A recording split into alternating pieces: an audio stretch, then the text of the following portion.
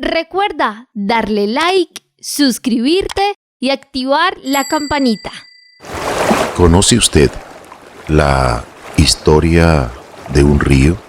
La importancia del agua que atraviesa toda una nación y que le decimos río, que nuestros ancestros les daban diferentes nombres a los que hoy en día tienen. Hoy hablaremos con un investigador, con el profesor Gonzalo Duque. Él es profesor de la Universidad Nacional de Colombia, sede Manizales. Y desde la ciudad de Manizales, Colombia, nos atiende para hacer un poco de historia sobre la importancia de este río en la antigüedad, en la actualidad y en el futuro. Nuestro oxígeno. Bienvenidos a Nuestro Oxígeno y bienvenida, Marian. Carlos Alberto, muchas gracias. Un saludo cordial para usted y para todas las personas que nos escuchan. Hoy vamos a hablar del Río Grande de Colombia, un río muy importante que fluye por el departamento de Magdalena y que desemboca en el Mar Caribe. Es un río supremamente importante para la región y su ecosistema, y también ha sido muy importante para la historia y para la cultura de nuestro país. Saludamos y damos la cordial bienvenida a Juliet. Muchas gracias, Carlos Alberto. Un cordial saludo para todos nuestros amigos y oyentes del programa Nuestro Oxígeno. Así es, el día de hoy contamos con un invitado muy especial, el profesor Gonzalo Duque Escobar, ingeniero civil con estudios de posgrado en geotecnia, geofísica y economía, y con autoría y coautoría de 20 textos, unos 300 videos y más de 1000 documentos publicados en los repositorios de la Universidad Nacional de Colombia y las web personales. A nuestro invitado del día de hoy, el profesor Gonzalo Duque, un cordial saludo y bienvenido. Bueno, un cordial saludo para esta valiosa audiencia del programa Nuestro Oxígeno. Igualmente agradezco en nombre de la universidad esta invitación. Profesor, para nosotros un honor tenerle en este programa para que usted nos cuente un poco de la historia, cómo nuestros ancestros veían al río, por qué le colocaban nombres y cuál era el nombre de este río grande que mencionaba Marian, que atraviesa toda una nación. La verdad es que el río recorre los Andes más septentrionales de América, con la condición de que es un río navegable, a diferencia de lo que ocurre con su principal tributario, que es el río Cauca. El extenso valle del Magdalena, pues la verdad es que comprende el Alto Magdalena, y estoy hablando de 350.000 hectáreas de un fértil valle, incluso superando el Valle del Cauca, que son 250.000 hectáreas. Allí, al igual que en el Valle del Cauca y que en la región del Caribe, se asentaron culturas prehispánicas que lo van a denominar de diferentes modos. Por ejemplo, Yuma, Caracalí, Huacayo. Este río, que es también conocido como el río de las tumbas, por hacer una apología a estas expresiones de nuestros grupos indígenas, fue el protagonista del poblamiento de América. Es ahí donde radica su importancia, y hay que decirlo porque en una propuesta que hemos venido impulsando de que sea reconocido no solamente como un sujeto de derechos, y ya lo fue por la Corte Constitucional. Bueno, la verdad es que fue a partir de un juzgado de Neiva, pero esto se ampara en los conceptos y los preceptos de lo que ha hecho en los últimos años la Corte Constitucional. Se ha declarado un patrimonio no solamente natural, sino también cultural de la humanidad. Uno mira lo que está pasando con los ríos grandes del mundo, el Nilo, el Ganges, el Brahma. Bueno, estos ríos todos, al igual que el Magdalena, pueden tener esas características. Y lo digo así porque hay gente que es escéptica y piensa que si no están declarados, por ejemplo, el río Nilo o el Mississippi o de pronto el Ganges, pues no hay nada que hacer con el Magdalena, no. Esta fue la ruta colonial, no solamente para funcionando como eje comercial del territorio colombiano, sino la principal ruta del oro de los esclavos durante la colonia y también la ruta para entrar a América. Hay que decir que el poblamiento de América hay dos versiones oficiales, el poblamiento temprano y el poblamiento tardío, según estemos hablando de hace 12.000 o 14.000 años. Aunque esa teoría que es la oficial tampoco explicaría por qué en Chiribiquete tenemos petroglifos con 20.000 años, porque esas teorías oficiales del poblamiento temprano o tardío de 12.000 y 14.000 años aluden a que en la neoglaciación, con la expansión de los hielos, hubo una penetración por la zona del estrecho de Bering y en 1.000 años se dio el poblamiento de toda América hasta la Patagonia. Pero entonces, ¿y cuándo? ¿Y cómo? ¿Y por dónde entraron a la Patagonia?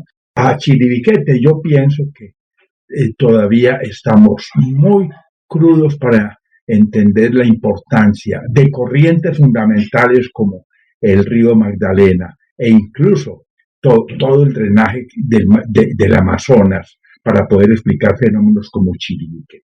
Profesor Gonzalo Duque Escobar, y es que se dice que con la historia del Río Grande de Colombia, pues también hubo allí bastante crecimiento en cuanto a economía y cultura de nuestro país. Cuéntenos un poco de esto.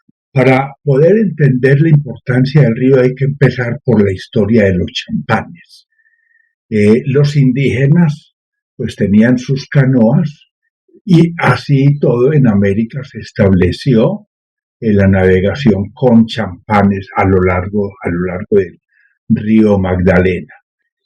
Los champanes tardaban en remontar el río alrededor de unos 3 meses, porque vamos en contra de la corriente y no se manejaban con remos, sino con unos palos apoyados en el fondo, razón por la cual ellos transitaban un poco recostados a la orilla, porque si se van por el centro del río, pues los coge el cordón, donde el caudal realmente es un poco más fuerte para ser superado.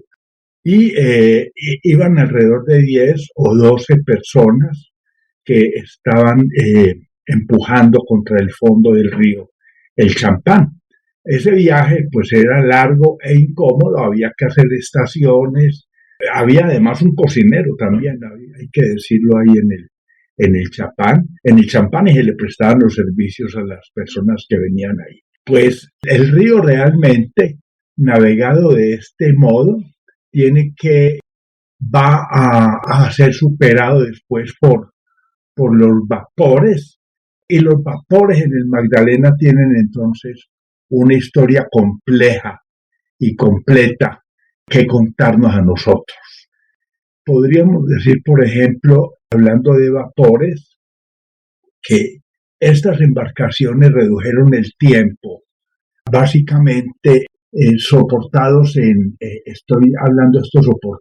en las anotaciones para la Cátedra de Historia Regional, Cultura y Territorio, diciendo que hasta 1824, en que se surcó el primer vapor por el Magdalena gracias al sistema de la boga que operó desde la expedición de Quesada en 1536, fue la ruta.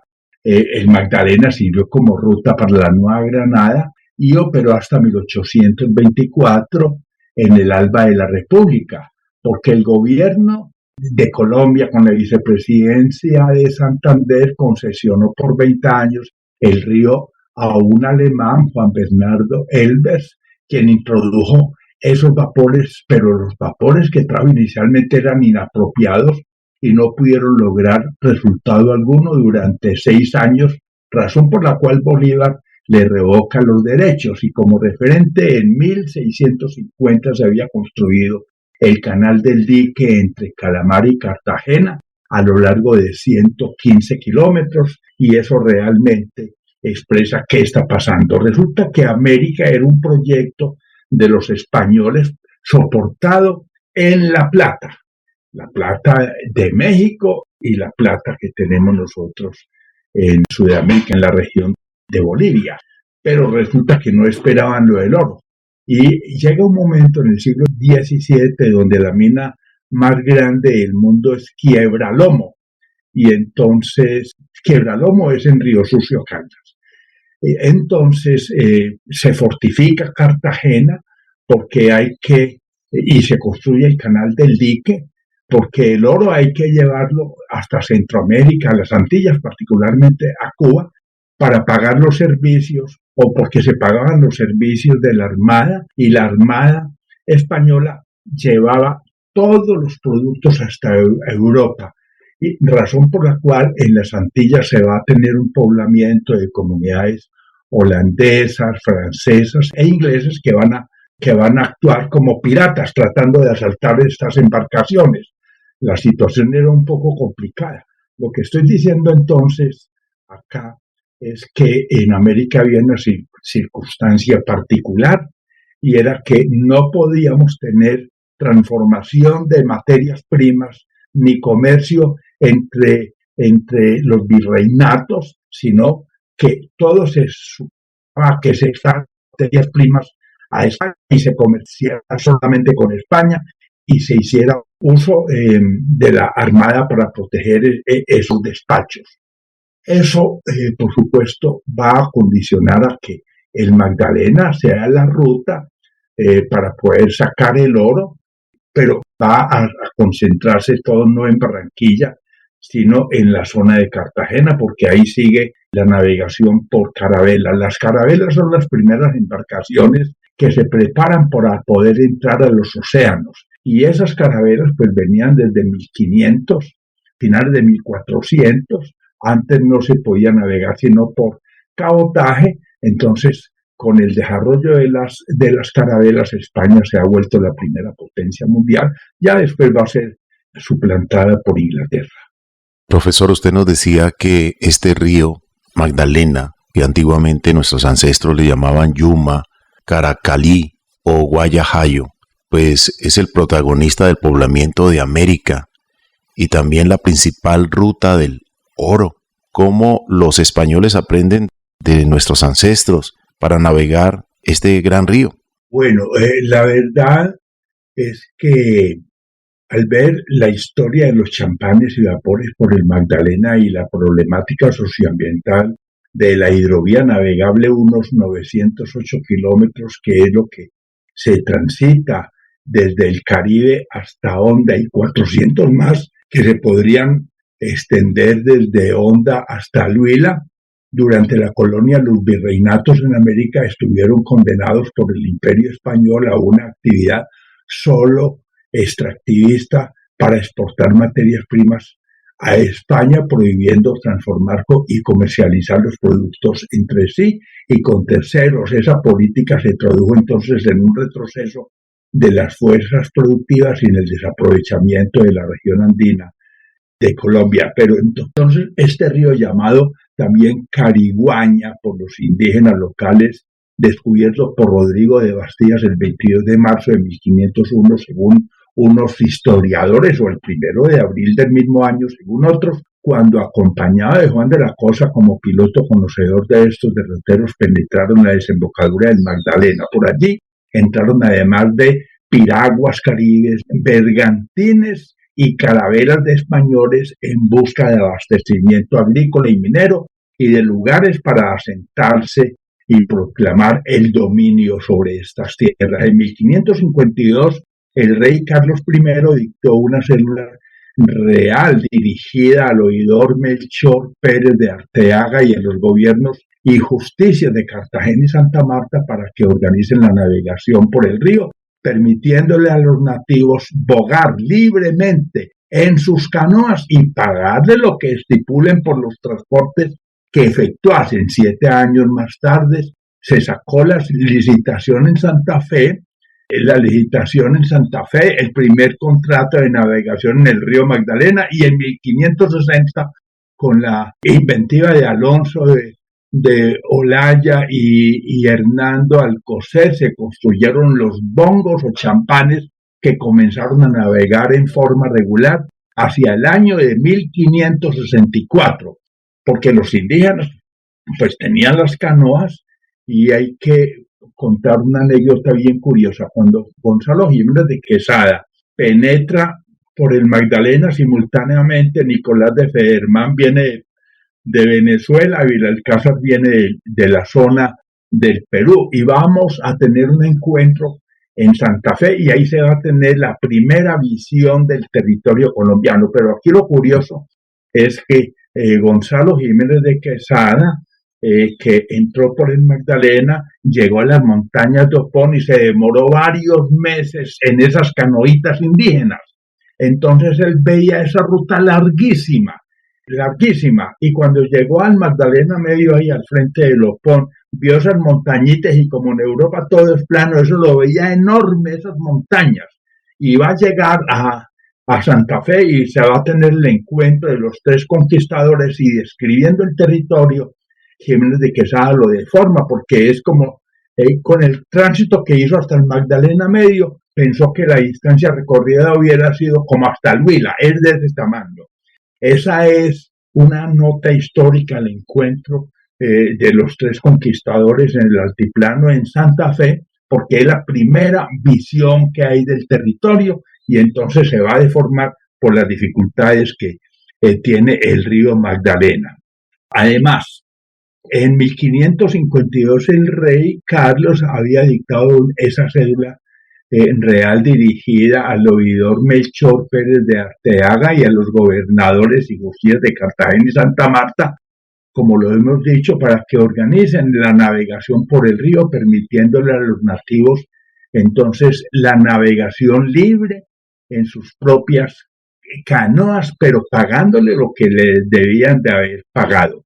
Eso pues realmente a los indígenas los van a tener un poco desconocidos en su aporte que le van a hacer a la navegación hacia el río. Así entonces, hasta la segunda mitad del siglo XVI, los conquistadores españoles habían creado una red de ciudades, entre las cuales se destacaban Santa Marta y Cartagena en el Caribe, y Santa Fe de Bogotá en el interior como ciudad que al ser declarada sede de la Real Audiencia en 1550 será la capital del nuevo Reino de la Grada.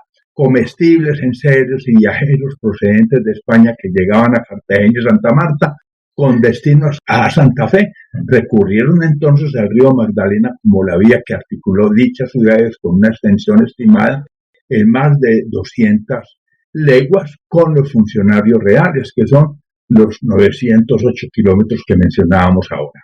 Hablemos un poco de estas reflexiones, estos análisis que usted ha realizado y lo que usted también ha publicado, pidiéndole a las autoridades que, por favor, hagamos algo por el río Magdalena y que aprovechemos de la mejor manera nuestro río Magdalena. Bueno, el río Magdalena se puede navegar con unas embarcaciones que se adapten al río, pero no hacer lo contrario, que es lo que desafortunadamente se ha venido haciendo.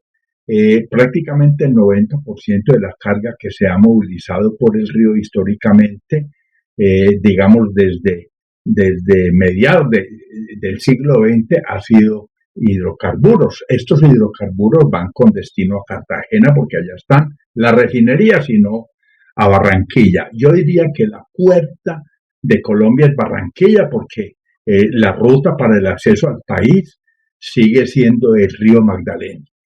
En 1907 aparece la Intendencia de Navegación del río Magdalena y sus afluentes, pero entre 1907 y 1908, gracias a la política concentradora de Rafael Reyes, el empresario Geiseken entrega a su empresa alemana de navegación, la Compañía Colombiana de Transporte, la empresa Hanseática de Vapores y otras compañías menores. La nueva empresa, con base en Barranquilla, que concentró 21 vapores y 29 botes para el remolque con una capacidad de 6.000 toneladas, pasa a convertirse en la primera naviera de Colombia. Bueno, pero el río Magdalena después empieza a movilizar ya en el siglo XX, se está movilizando alrededor a finales de 2 millones de toneladas, la mayor proporción de ellas petróleo. Hidrocarburos. Podríamos decir entonces que el carbón y otros productos se están movilizando por carretera, porque el error de Colombia fue a poner a competir a lo largo del río ferrocarril, carretera y río. Cuando el río reduce los fletes un 50% y los ferrocarriles, los trenes reducen los fletes un 25%. Para que el río sea rentable y reduzca el 50%, se necesita movilizar mucha carga y tiene que ser con remolcadores de 10.000 toneladas, 5.000 toneladas, 2.500 como mínimo. Igualmente los ferrocarriles, para que reduzcan los costos un 25%, con relación a la tractomula, es decir, la mitad de la economía que genera el río, que es mucho más económico. Los ferrocarriles necesitan movilizar carga, pero la verdad es que en trenes de 2.500 a 10.000 toneladas. Los trenes de la Drummond y el Cerrejón, aunque son en trocha estándar y no en trocha angosta, pues movilizan. Son trenes de 100 vagones con 100 toneladas a 100 kilómetros por hora, por hacer una caricatura. Estoy hablando de trenes de 10.000 toneladas. Entonces, la intermodalidad en Colombia exigiría no solamente la hidrovía por un lado, sino los corredores férreos a lo largo del Cauca, integrando a Buenaventura con Urabá. Ese sistema intermodal hay que conectarlo. Se ha propuesto desde mi universidad y desde la Sociedad de Mejoras Públicas cruzar la cordillera central con un túnel a 1.250 metros de altitud y con 40 kilómetros de extensión. Pero entonces el puerto multimodal en La Dorada se han estado equivocando porque piensan que lo pueden construir al norte de la Dorada, donde el terreno es inundable. Las aguas donde se crece el río han llegado al Parque de la Iguana, que es el parque emblemático de La Dorada, mientras que en la zona de Purnio los terrenos están 6 metros sobre el nivel del mar, y además en la zona de Purnio usted tiene ferrocarril, carretera y río. Ahí garantiza la intermodalidad y no tiene el problema de tener 2.000 tractomulas de hacerse el puerto en la parte de La Dorada, dañando las calles porque no caben 2.000 toneladas haciendo eso. En la zona de Purnio se podría tener eso. Ese puerto intermodal incrementaría, que fue diseñado por la Fundación Igala de la Universidad de Caldas y dirigido por Magnus Iversson, una persona que manejó la Facultad de Economía en Suecia, fue funcionario del Banco Mundial y es una persona con doctorado y tiene publicado un libro de logística. Ese puerto le incrementaría a Colombia, en el peor de los casos, 1.2% del PIB a 1.7% del PIB y generaría de 100.000 a 170.000 empleos en Colombia. Entonces, La Dorada, con ese enfoque de puerto multimodal, puede también pensar en que se puede extender la hidrovía hasta Huila, superando el Salto de Honda, porque ese Salto de Honda, yo tengo imágenes donde se pudo remontar en 1800, a finales de 1800, con vapores. Entonces, hoy en día, con los motores de combustión interna, que son más eficientes que los vapores, y sobre todo los motores eléctricos, que son casi 3 veces más eficientes que los motores de combustión interna o de diésel, se puede remontar el Salto de Honda, razón por la cual yo puedo, por ejemplo, decir que sí se llevaron las turbinas y las máquinas para Betania y para a través del río, remontando con un par de revolcadores esas enormes máquinas para Betania y para el Quimbo, remontando el río. Si se extiende la hidrovía al Magdalena, entonces con el desarrollo de proyectos agroindustriales, lo que yo he señalado para el Magdalena de 1,2 a 1,7 se incrementa por lo menos en 0.5 del PIB para Colombia y se generan un 50% más de empleos en el peor de los casos. Es mucho más todavía. Ese puerto multimodal de La Dorada invita a que nosotros repensemos el río ambientalmente. Ahora, es bueno señalar que actualmente en Colombia, donde compiten ferrocarril, carretera y río, Colombia no tiene un sistema intermodal de carga. No ha sido inteligente el modo como se ha concebido el transporte intermodal de carga en Colombia y sacar una mercancía, un contenedor, por ejemplo, desde Bogotá hasta Cartagena, vale mucho, vale $2.600 y vale general de Cartagena al Asia vale $1.500. Eso para ver que estamos haciendo la tarea mal hecha. Sobre todo después de la apertura económica, es bueno decir que las empresas de materias transformadas se fueron a la costa porque en un escenario de apertura económica pues hay que estar más cerca del consumidor. Pero donde hay materias primas transformadas, que se deben transformar, como los proyectos mineroenergéticos y las actividades agroindustriales, esas tienen que estar donde está la materia prima y no en Cartagena. Lo digo así porque con la apertura económica Medellín pudo perder alrededor de 100 a 200 empresas, Manizales 20, Pereira 20, pero en Cartagena aparecieron 400 nuevas empresas con la apertura económica. Pero aquí es bueno señalar que lo de manufactura sí tiene que quedar en el mar, mientras que lo que son commodities y cosas que requieren transformación de materias primas tienen que quedar al interior del país, y de ahí la importancia del sistema intermodal de la Dorada, pensando más allá de lo que son hidrocarburos, porque si el 90% de lo que se ha movido por el río son hidrocarburos y está monopolizado por un par de empresas, hay que decirlo, desafortunadamente resulta que Colombia no tiene sino 6 años de hidrocarburos a la vista. Es que las reservas de Colombia no son como las de Venezuela, que son prácticamente ilimitadas. Entonces se necesita una política de Colombia muy diferente. Profesor Gonzalo, el Río Grande de Colombia durante mucho tiempo ha sido víctima del olvido. Actualmente, ¿qué se está haciendo para amparar sus derechos ambientales? ¿Cuáles son las acciones a realizar para su recuperación integral? ¿Y cuál es su impacto en el medio ambiente y cómo recuperarlo? Bueno, lo primero es que hay que tener conciencia del enorme daño. Basta señalar que desde 1990 a la fecha la pesca del Magdalena se ha reducido 80.000 a 7.000 toneladas anuales, a pesar de haberse creado la corporación en el 91 para proteger no solamente para la navegación, sino proteger los ecosistemas y los poblados. El caudal en la desembocadura, que en promedio es de 7.200 metros cúbicos por segundo, se incrementa un 50% o se reduce casi un 50%, pasando de 10.200 metros cúbicos por segundo a 4.000 metros cúbicos por segundo, según estemos en invierno o verano. Hablo de un descontrol hídrico que es consecuencia también de la erosión y el descontrol pluviométrico, la deforestación y pérdida de complejos de humedales como causa que explican el desbordamiento del río, reclamando el espacio perdido, sumada a la contaminación por aguas vertidas y no tratadas desde centros urbanos y por 1.200 minas de aluvión que usan mercurio, además de otras actividades agroindustriales con su huella hídrica verde, son 3 fenómenos de gran impacto sobre el río que obligan a preguntarnos qué proyectos de magnitud existen en Colombia que velen radicalmente por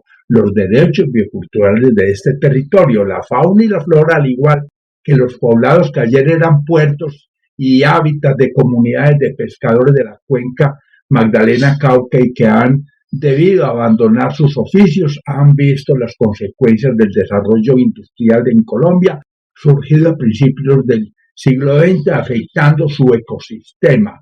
Ellos padecen las problemáticas de esa falta de regulación hídrica y climática, pero también de la pérdida de calidad de agua y dramática crisis para la pervivencia de los ecosistemas del río. Cuando el cambio climático y los usos conflictivos del suelo en la región andina, además de plantear amenazas importantes para la biodiversidad, están afectando la distribución de especies y diferentes escalas en un escenario complejo con ecosistemas fragmentados, estamos hablando de unos hechos que invitan a incluir rasgos espaciales diferenciados que propicien una necesaria evaluación adecuada para la identificación temprana de los escenarios de riesgo, y eso no se ha hecho. porque hay que medir también las dinámicas espaciotemporales y de otros factores específicos que inciden en dicha amenaza, tanto para los ecosistemas amenazados vulnerables como para los pobladores ribereños que están expuestos a periodos de sequías e inundaciones en todo el territorio de la macrocuenca según la época del año. Ahora que estamos advirtiendo esa gestión relevante del Ministerio Público en casos ambientales emblemáticos como el Río Grande de la Magdalena, debemos subrayar que la Procuraduría, como ente creado hace 90 años, por primera vez en Colombia, ha mirado a lo largo y ancho del país cada territorio como una construcción social e histórica y por lo tanto como un constructo cultural, tal cual lo ha hecho la Corte Constitucional, haber reconocido como sujeto de derechos bioculturales no solamente al Atrato y al Amazonas en unas sentencias de 2016 y 2018, sino también que por una acción judicial en el Huila se declaró el río un bien. Hay que decir entonces que si en la cuenca se han perdido 3/4 partes de los bosques de niebla, cuya extensión llegó a 9,7 millones de hectáreas, la deforestación no para, pese a que actualmente solo resta menos del 10% de los bosques que existieron inicialmente. Al 2013 en la región andina se deforestaron 25.000 hectáreas, equivalentes al 16% de la deforestación del país. Todo esto se traduce en una erosión que explica una carga de sedimentos de 150 millones de toneladas anuales por el río Magdalena, el 60% por el Magdalena y el 40 o 70 y el 30% por el río Cauca, con una tasa que cuadruplica las tasas de erosión por hectárea y por año del Orinoco y del Amazonas, según lo dicen los investigadores como Juan Darío Restrepo de AFID en el año 2005. Podríamos decir entonces que se han blanqueado por la sedimentación, se han blanqueado el 80% de los corales entre Cartagena y Santa Marta. Eso incluye a Islas del Rosario. La gente ya no tiene, los nativos no pueden tener un turismo porque cómo lo cosechan si el río ya no les da nada. Y se ha reducido de 80.000 a 7.000 toneladas en la pesca en el Magdalena desde que se creó Cor Magdalena. Imagínense pues qué es lo que ha hecho Cor Magdalena. Y en el canal del dique se ha reducido la pesca de 30.000 toneladas anuales a 3.000. Es decir, la pesca en el río Magdalena en general se ha reducido al 10%. Eso añadido a lo que mencionábamos ahora rato de que las crecientes en el Magdalena por el cierro de caños que alimentan complejos de 100 a 500 ciénagas, como ocurrió en el canal del dique, es un drama que exige unas acciones que no se están dando a cabo. Profesor Gonzalo Duque Escobar, gracias por su tiempo. También a los oyentes les agradecemos y les recordamos las redes sociales: Facebook, Nuestro Oxígeno Oficial, Gaia Tierra Viva, portales web www.nuestrooxigeno.com, www.gaiatierraviva.com, donde pueden escuchar nuevamente este programa en www.caliradio.co. Y recuerden que también nos pueden contactar a través del WhatsApp al 316-830-6307. Estamos en TikTok como Nuestro Oxígeno Ofi, Gaia Tierra Viva, y los canales de YouTube para Vivir Contento y Nuestro Oxígeno Oficial. Profesor, gracias. ¿Cómo ver sus investigaciones? ¿Cómo contactarle, profesor?